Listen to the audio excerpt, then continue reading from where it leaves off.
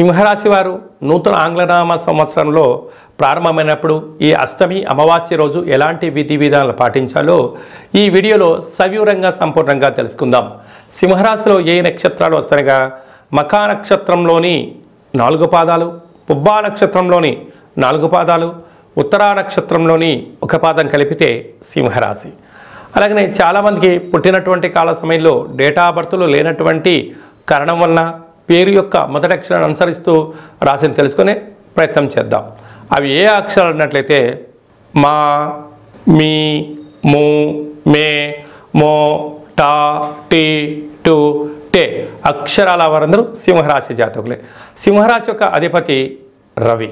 వీరికి అర్ధాష్టమ బుధ శుక్ర సంచార స్థితి ఉండడం వలన వృత్తులలో, ఉద్యోగాల్లో, వ్యాపారంలో ప్రమోషన్స్ రావడం, విందులు వినోదాల్లో పాల్గొనడం, ఆర్భాటాలకు వెళ్లకుండా అణుకుగా మెలుగుగా ఉన్నట్లయితే ధనం వృధా కాకుండా పేరు ప్రతిష్టలు, రాజగౌరవాలు, రాజ సన్మానాలు మీ సొంతం కాబోతున్నాయని చెప్పి గమనించాలి.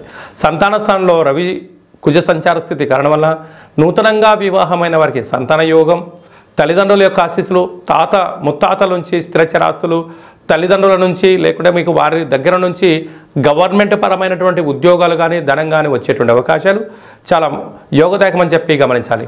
ప్రేమికులు, భార్యాభర్తలు, పార్ట్నర్షిప్, వ్యవహార కార్యక్రమాలు, సమాజ సేవ చేసేటువంటి వారు ఎప్పుడూ కూడా ఎంతో జాగ్రత్త వహించాలి అని చెప్పి మీరు గమనించాలి.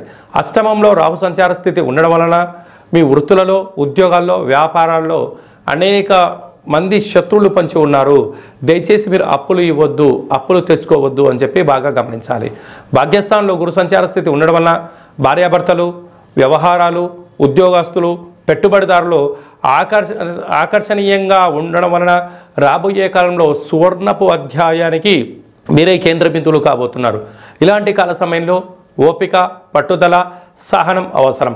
ప్రభుత్వ ఉద్యోగ ప్రయత్నం చేసేవారు, సాఫ్ట్వేర్, హార్డ్వేర్, యానిమేషన్స్ ఉద్యోగ రంగస్తులు, వ్యవసాయ సోదరీమణులకు చాలా సువర్ణపు అధ్యాయం అని చెప్పి గమనించగలగాలి. కనుక ఈ కొత్త ఆంగ్ల సంవత్సరంలో ప్రారంభమైనటువంటి ఈ అష్టమి అమావాస్య సందర్భంగా వీలైనంత వరకు గృహంలో ప్రతిరోజు మీరు స్నానం చేయగానే సూర్య నమస్కారం చేయడం, సూర్యభగవానికి అర్ఘ్యాన్ని వదిలేయడం, సంపూర్ణమైన గుర్రాలకు కానీ, ఏనుగులకు కానీ, సునకము మహారాజులకు అంటే కుక్కలకు ఆహారాన్ని దానం చేయడం వలన మీకు చాలా యోగదాయకం అని చెప్పి గమనించాలి.